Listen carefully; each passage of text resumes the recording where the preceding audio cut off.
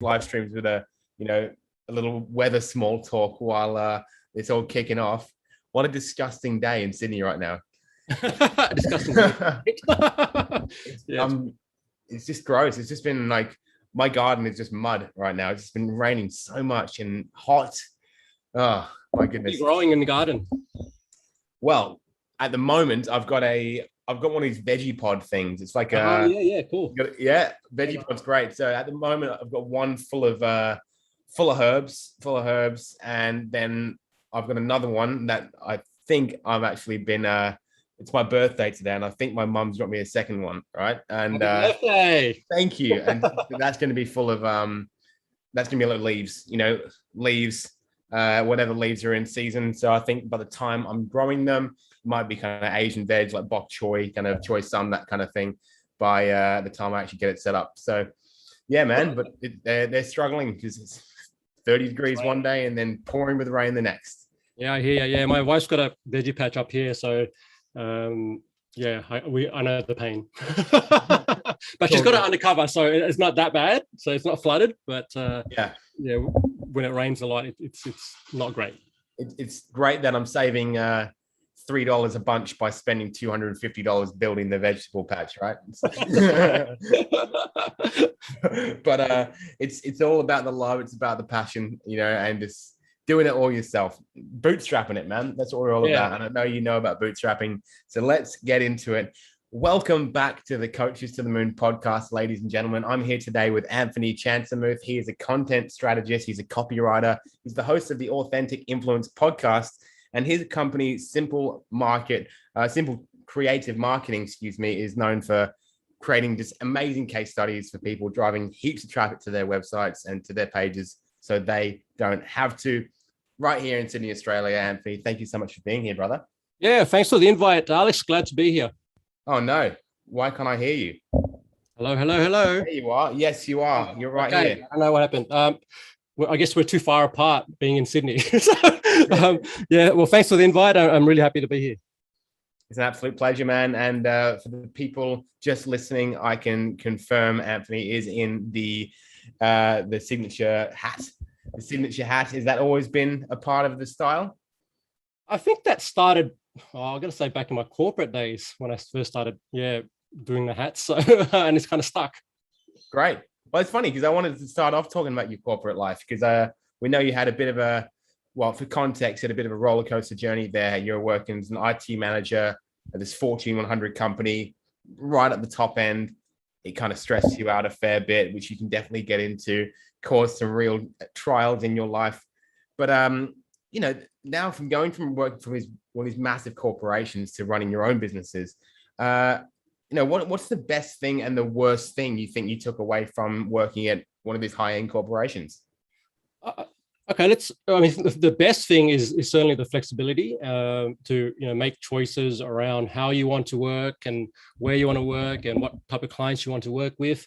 I think that's something that you have very limited control over when you're working in a large organization.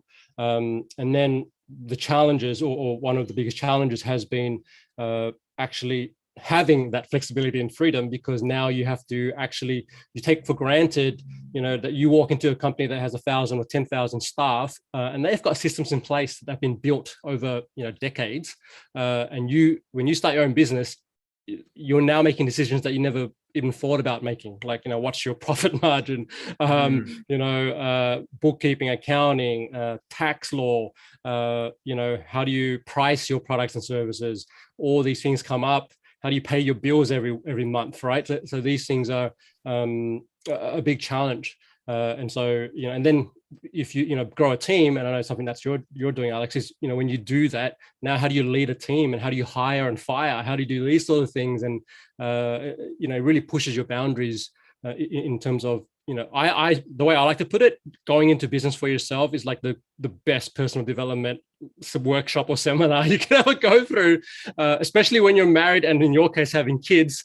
It really pushes you and stretches you, right? So you got to have the right people who are supporting you, the right mentors, the right guidance, and this is where coaching, I can see why it's taken off over the last 20 years, and it's continuing to boom as an industry.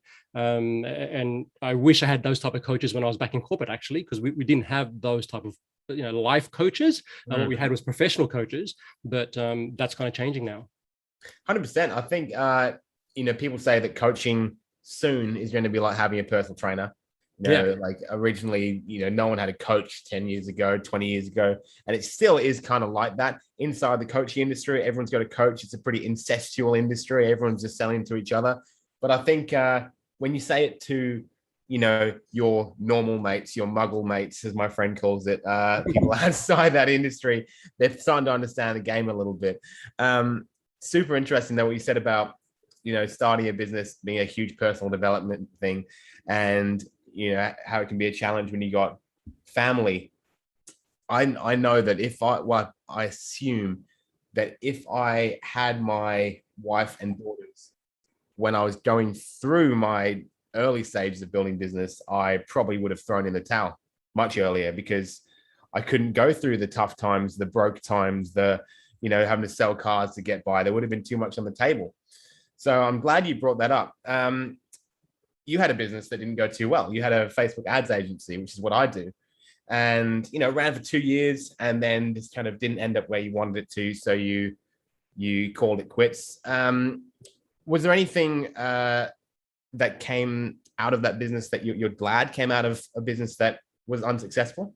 Yeah, I think the biggest lesson I took away from that experience, that was me and a co-founder. So there's two of us. We had a partnership arrangement and registered as a partnership with the ATO and all of that kind of stuff. The biggest sort of takeaway for me was making sure that you have a partner that's on the same, that's headed in the same direction. And we thought we had that when we started, but going 2 years into it, we realized our styles didn't quite click. And then also sort of where we wanted to be within 10 years also didn't click. And so that manifested in different, initiatives and things that we were each doing that didn't really align. And that caused, an internal, I'll call it a failure because that's what it was, but it caused a lot of strife, and then it did impact the relationship as well. And it's one of my, I'd say it's also a regret for me, because I genuinely love the man, and he's been, still a beautiful person. He showed up to my birthday this year, but it's that I've heard it's been said that a partnership is like a business partnership is like a marriage. And until you go through a divorce in a business partnership, you will understand, like, it's not only just the emotional stuff, but there's the financials involved in that. There's a whole thing behind that. And so the takeaway for me is, if you're going to get down the path of having, partners in your business, then you really want to have clear contracts, clear, conversations around what happens if we don't succeed. Right. Yeah. It's easy it's all fun and games and everything perfect when you're hitting goals and targets and, it's all happening. But when there's like a real relationship, real marriage, right? When there's rocks, like you're going through rocky times, that's when you really test it. And so you want to make sure you have, agreements down to say, okay, does one partner buy out the business? Do we go through arbitration? How do we actually deal with that? And if your goal is to keep that friendship intact, then you're going to need those things. Totally. And people jump into business partnerships so much faster than they would a marriage. A marriage, you date someone, these days you often live with them for a while until you get married, then you're engaged. And that's when the real shit starts happening, when you're planning weddings and everything. Business partnership, it's like, hey man, let's start a cafe. Okay, we're in. I use that example because I had a cafe with a business partner, started off as a mate, went to a catering business, we started a cafe. I was like 23, he was maybe 28. Same thing happened. It was going well, and then we figured out we were thinking of different directions, and so it ended. It was a bit tense for a few years. Now we're best mates again. But on that note, so you said it's really, really important for you and your partner to kind of make sure you're on the same path, you have the same end goals, but everyone's changing all the time. So do you have a way of kind of remedying that, or safeguarding the fact that people are always changing what they're motivated by? Yeah, I think it's absolutely right. Like I think it's important to have regular check-ins to understand that, we are headed in the same direction, and it's okay to go in different directions, but we need to understand it and really talk about how does that impact the vision of the business or the company, right? What is it? Why are we here? And I think when you're starting a business in your first couple of years, it's a bit early for that conversation, to be honest. Like, I think it's you're still if you're trying to work out product market fit, if you're trying to work out, how you differentiate from your competitors, those sort of things.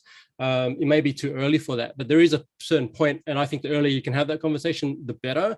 And I just have regular check-ins, and these are, they're personal check-ins. Like, it's not just let's sit down and look at our KPIs and how our financials are doing and what's going on with marketing, right? But it's actually, where are you doing? Like, how are you doing with your life, man? Like, where are you headed? If you're about to get married and have kids, right, that's going to impact the business, like it or not. Like, that's a reality, right? And so how do we prepare for that, right? Do we need to staff quicker? Do we need to train someone else to kind of take on some of your responsibilities before you get to that point?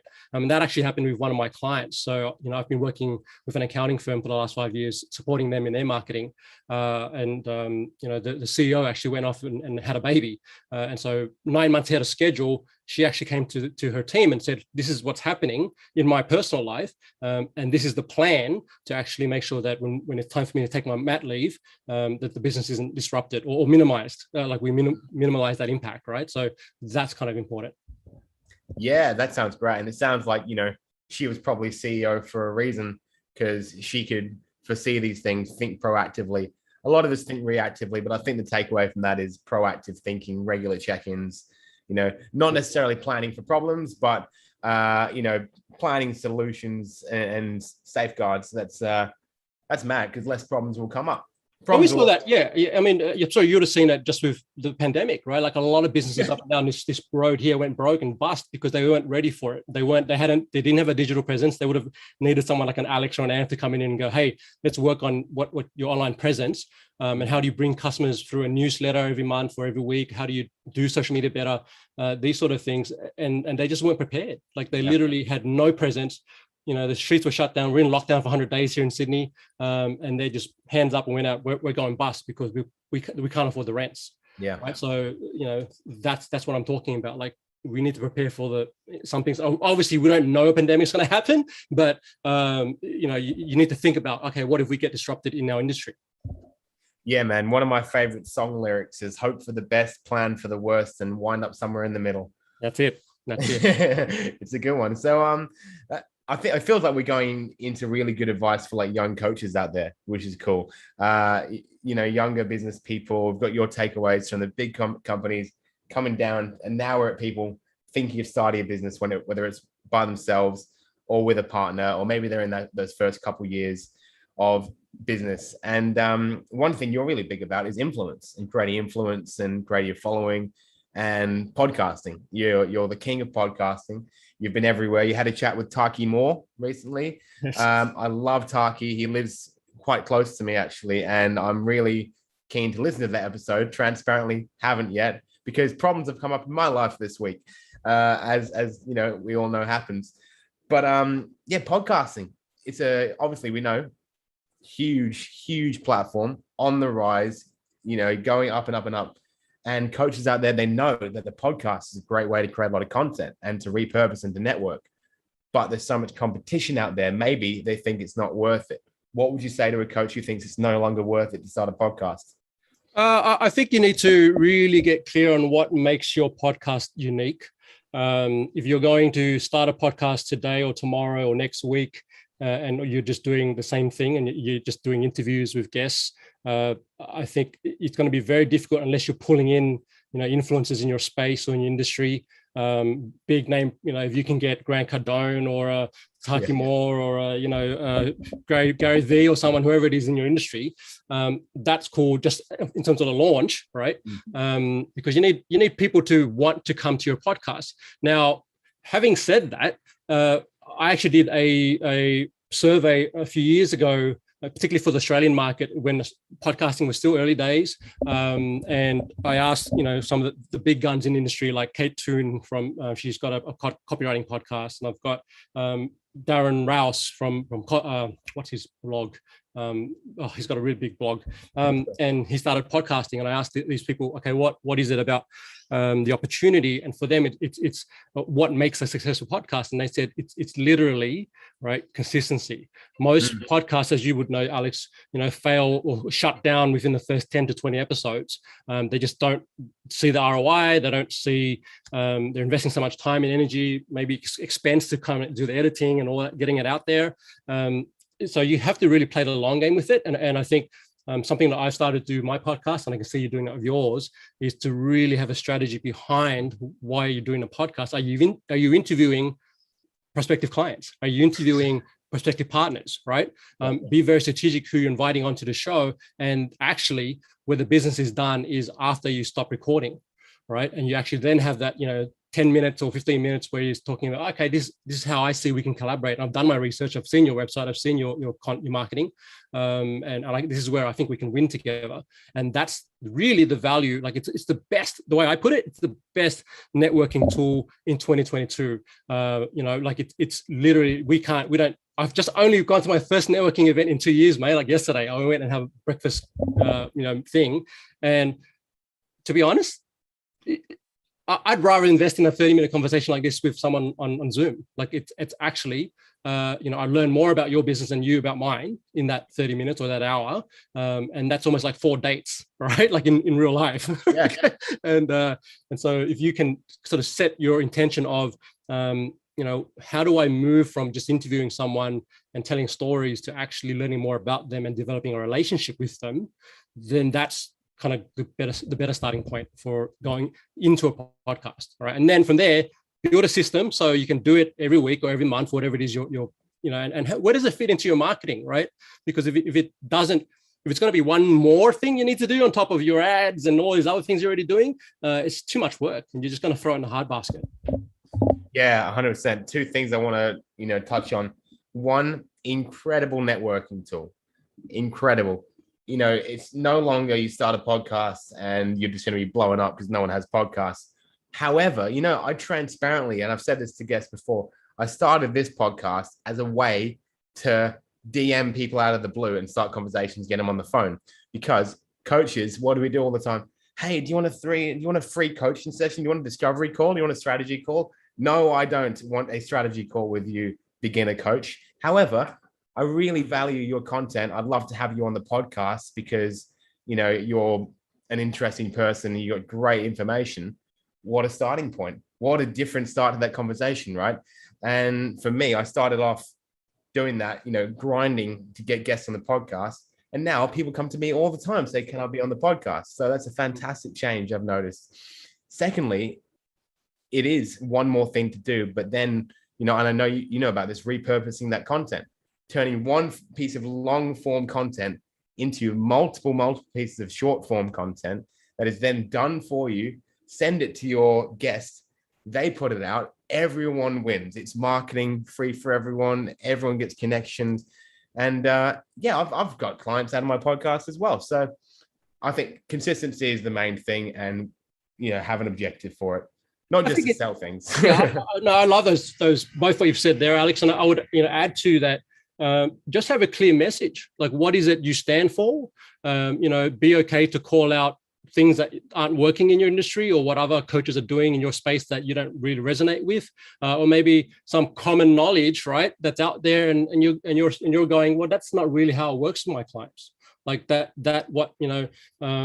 you've even said that in this episode where you've said, the way you used to work with podcasts is not how it works now, right? And so I love your tip about repurposing, and that's something certainly that we do with our Facebook Live. We turn that into little smaller chunks of content that we put out there, but we also think about how can we share a consistent message and stick with that, right? And you'll notice, with our episodes, I'm very focused. I'm writing a book about case study marketing, and therefore every guest I bring on, I'm actually filtering it, qualifying them. I'm looking at their websites and saying, well, do they actually use case studies? Because if they don't, right, they're not coming onto the show. right? Mm. Because they can't add value to our audience who are listening about, how to best utilize case studies and what brands are actually out there doing that. And I can see, I'm going to give a thumbs up for your company, because you've got a testimonials page up on the site. And, one thing for coaches, like if you're a coach, discovery calls, everyone now, I'm a bit biased because I've been in the industry for so long. So for me, if I see discovery call, I'm thinking, okay, that's a pitch for a sale, right? Yeah. So I stay away from them, right? What I've seen work really well for certain coaches and consultants, and Taki Moore is a good example of this. You actually do use your podcast to actually coach prospective clients. Bring them onto the podcast, take them through, hey, what's one particular problem you're having that that you can actually help with, and then coach them through that on your podcast. Because that's what's happening now is your listeners are listening and they're going, oh my gosh, I want that. I'm having a similar challenge. I have a similar problem. I'm in that industry, and I can see that Alex coached this guy or this girl on how to solve this problem. So I want to reach out and actually learn more about his coaching service, right? So that's something that can be really powerful. Yeah, I bet. So I feel like some people might be a little bit hesitant to be coached live on a podcast, but if they're open enough to do that, what a freaking amazing idea. Come on I'll give you a free coaching session, make some content out of it. And literally you ask me any questions you want and I'll help you for free. That's massive. What a switch. 100%. And you're right. There are some, businesses and owners and whatnot who might be hesitant to do that. But I would challenge that, because if you go and find a podcast called Reboot by Jerry Colana, he's got like multi-million-dollar startup founders on that show coming to him to get coached, because they know to pay him to coach you, all right, is literally $10,000 sitting in a room with him for an hour or whatever it may be, right? So for them, it's like, well, I can go down that path, or I can get on the podcast and be a bit transparent about my challenges, and they do it, right? So it just depends on what the value is. Yeah, I think that's funny, because I feel like for me, the further I get into my business, the more open I am to being coached on my business, because my ego is out of the way and my insecurities are out of the way. I think it's very funny. When I first started, people would go, oh, you know what you should do? You should try this. I'd be like, what do you know, fool? You're not me, But now, I take notes all the time. Like I'm always kind of, I'm going to Reboot podcast written down there, always taking notes. I think that's a massive learning point that you just said. Multi-million-dollar startup founders saying, coach me. I'm open to being vulnerable on camera and admitting I don't know everything. But a lot of beginners out there, not men, not women, just everyone in general, there's this kind of like hyper masculine ego comes out like, no, you know what? No one does it like me. No one does it like me. I think, do you think that being open to being coached at the beginning of a business is a huge factor in success? 100%. I think it's like if we go to the sporting field for a second here, and we were trying to be, starting out in our sporting career, whether it's basketball or soccer or whatever you're into, right? If you want to accelerate your progress far quicker, right? Do you think you'd go and hire a coach? Okay. Most of us would go, no sweat. Yep. I'm going to put, $100 to get a coaching a tennis lesson, right? Why would you not do that in business? All right. Especially when it's even, a zillion times harder in business. No, I'm not a professional athlete, so I can't speak for that world, but, in business, when you have all these things going on, certainly in my experience, when I've had mentors and I've paid for coaches, that's when I've seen my business accelerate, right? Because it's like I'm literally sitting with someone who's had 10 years ahead of me, and they've gone through these challenges, right? And so they're just going, hey man, like just avoid these things, and boom, right? So that's yes. Yeah, I love you bring it back to the yes. I always realize when I'm asking like close-ended questions on a podcast. So thank you for elaborating on your answer of yes there. I appreciate it. And I realize I've got a new coaching program which I launched today. So this is not a plug because you can't get into it because it's already on. But not to you, but they were scared about putting money into ads and stuff. And I was adding up and I was like, goodness me, I spend $64,000 a year on coaching at the moment. And when I realized that, I was like, that used to be what I'm used to making a year, or more than I used to make in a year. And I don't blink an eye at it. Not because I make so much freaking money that it doesn't matter, but because I know every dollar is going to someone who will increase my knowledge and my foundations and my income. So what areas of your business are you currently being mentored in, Anfernee? Definitely, like, this is funny, right? So I do marketing. I help businesses with actually building credibility through content. And that's why we focus so much on case studies. And where I'm getting mentoring is actually how do I scale that service, right? And one particular aspect of that is how do I do strategic partnerships better, right? Because there's, what I'm looking at is connecting with larger agencies, larger organizations that understand sales, they understand where case studies fit within a sales process, and then also how to actually convert better. So one challenge I see with a lot of small business, and you'll see this with running ads, is, the ads might be great, but the conversion point is where it fails, right? And one of the biggest,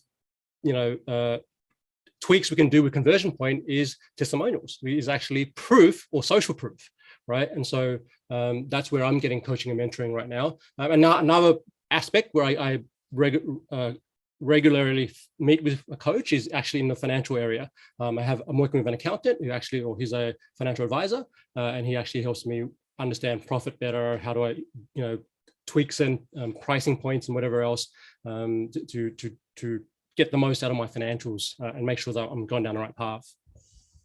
Yeah, that's a scary one to look at sometimes. It can be uncomfortable for a new business owner when you go in and you realize in the cold light of day that you're not actually making any money, or you're doing it wrong, and you're on Instagram you look great, but in the back of zero you don't look fantastic. And that's a tough one. I liken that to when you're 21 and you go out on Saturday night and you don't want to check your bank account Sunday morning because you spent $180 on wet pussy shots and taxis, yep. Right? So, but I mean, okay, well, coming from, because I think we'll wrap this up soon, but coming from a guy who's had many, many years of experience, not only in huge corporations, not only in businesses that didn't work, but also in businesses that do very much work. If you had to think of one area in business that a new coach should get a mentor in today, what would you recommend? I would say, and this is what I'm writing the book about, is actually how do you social proof your business? How do you build credibility quickly, right? And this kind of spills over into like very many different areas of the business. So if you're talking about branding, that's one element. If you're talking about copywriting and conversion and landing pages and just building a funnel, right, that goes into there as well. If you're talking about retention, right, how do you keep your customers or clients once you've got them? Okay, and we see a lot of, and you probably see this with some of your clients, they come in and they get these wins, but then they have to keep constantly doing launch campaigns or whatever it is to bring in more business because they've lost business, right? And it's kind of like, so my focus is around how do you actually, have a reputable brand in the market, and how do you differentiate? And those two things, connect to what I'm calling trust triggers, right? And that's, how do you, when you're running an ad or you send traffic to your website, or you're doing SEO well and they're coming to your site, right? How do you keep them there? Like, how do you make sure they don't bounce, right? And so, and a big part of that is, are you presenting as a credible brand? Like, and I'm actually developing a, what do you call it? A scorecard assessment type thing, that, you go through a bunch of questions and it'll give you a rating on how credible your business is. You're on mute, Alex. That sounds like an epic resource, man. I'd love to shoot that through. Shoot that through whenever you can, man. Yeah, so that's a Q2 project. I'll definitely circle back to you when that's ready to go. Yeah, thank you. I think a lot of us, once again, would be, when we're asked how credible does your business look, I think a lot of us would be kind of hesitant, uncomfortable to approach that topic because it wouldn't be what we think, when we actually look at it objectively. But these uncomfortable topics, these uncomfortable truths, they're only going to help us grow, right? Yeah, like I think that's, I learned that when I started off coaching, I gave away, I think it was like 1 month of just free discovery calls, or there were meetings. I met them in Pitt Street in one of the hotels. Wow. And we literally had, 1 hour, sometimes 2 hour coaching conversations. And I would coach them through the challenge. And then I would say, hey, pay what you can if you want to continue. This is what I'm offering for this month. And I got 8 clients from that, made a couple of $1,000 in that, during that campaign. But then I realized, hey, like there's the for coaches, the prospective clients want the experience. They want to know what's it like to actually work with you, right? And so if your discovery call is just probing questions that lead to, hey, okay, I can kind of solve your problems, and then the next step is to actually pay for a coaching session with me, I would flip that and say, actually coach them for the first 30 minutes on a problem. Because you know what problems will help you. If you can solve one problem, it actually opens up what are the other problems that are creating, and as you know, there's a whole, like, you're just picking at specific things to then understand is actually a bigger picture.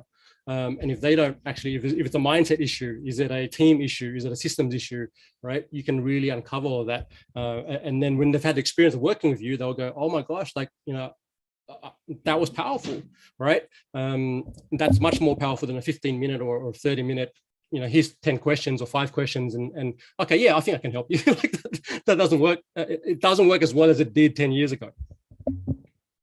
No, it doesn't. And that's something that we're constantly battling against, and something that you and I as marketers are doing our very best to remedy over the next few years, man, with our businesses. So Anfernee Chansamooth, thank you so much for being on today. This is truly a conversation I could keep going forever, and that's why I'm cutting it off, because I know that I'll end up being like watching the clock, being, I've got a client in 2 minutes and this is gold. So I'm going to start the wrap up process early. Mate, we're going to be plugging all your links and everything on every single bit of content we put out. I think I was really excited for this episode, and you've absolutely delivered, man. What a ton of gold you've given us. Thank you. It's been a pleasure to be here. And I just want to mention I've got a resources page, which I've created for your listeners. So if they want to learn more about case studies, we've got a free guide on how to craft a compelling case study. Not all case studies are equal, okay? So if you want to create a story that actually helps people convert and really learn about what you do and how you do great work for your clients, go over and check that out. It's free, simplecreativemarketing.com/CTM, which is this podcast, right? So go and check that out. Oh, that's actually my acronym. There you go. I love it. I love it. No, thank you. I didn't even realize that. Thank you so much for doing that. That's absolutely the link. We'll pop in everything, man. We'll pop that link everywhere. And thanks for what a cool little touch. You're a guru at this stuff, man. You're an absolute guru. I cannot wait to actually catch up in person, brother. Let's do it. Let's make sure that it's not too long before you come back to the beaches. Love the northern area, man. Anytime. Thanks for the opportunity. It's a lovely part of the world, man, and plenty of places to get coffee and plenty of places to get your feet wet. So anyone, thank you one more time. And anybody listening live or on the recording, what a pleasure having you here today. That was Anfernee Chansamooth, and I will be back in a couple of days' time with another episode of Coaches to the Moon. Thank you for listening. Much love.